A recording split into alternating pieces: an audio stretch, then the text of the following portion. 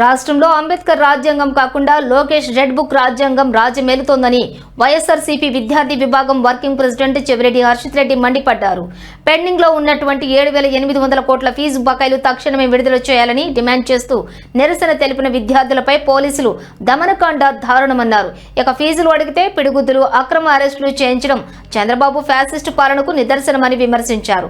అధ్యక్షుడు చైతన్యది అక్రమ అరెస్టు అని, అరెస్టులతో ఉద్యమాలను ఆపలేరని, బకాయిలు చెల్లించే వరకు తమ పోరాటం ఆగదని ఆయన తేల్చి చెప్పారు.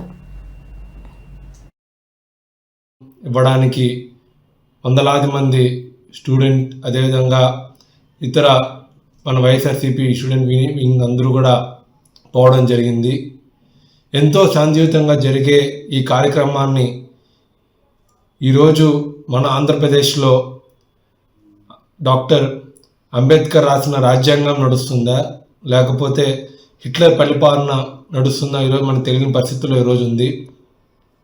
చూసుకుంటే ఎంతో కొన్ని వందల మంది, వేల మంది విద్యార్థులు ఈ రోజున ఫీజులు రాక కాలేజీ నుంచి బయటకు నెట్టేస్తూ తల్లిదండ్రులు ఈరోజు కట్టలేక ఎంతో ఇబ్బంది పడుతున్నటువంటి రోజుల్లో ఈ రోజున మేము నిరసన తెలియజేస్తూ ఉన్నాం. కూడా మీకున్న పోలీస్ బలగాలతో ఈ రోజున మన చైతన్య గారిని అరెస్ట్ చేయడం ఎంతో దుర్మార్గం.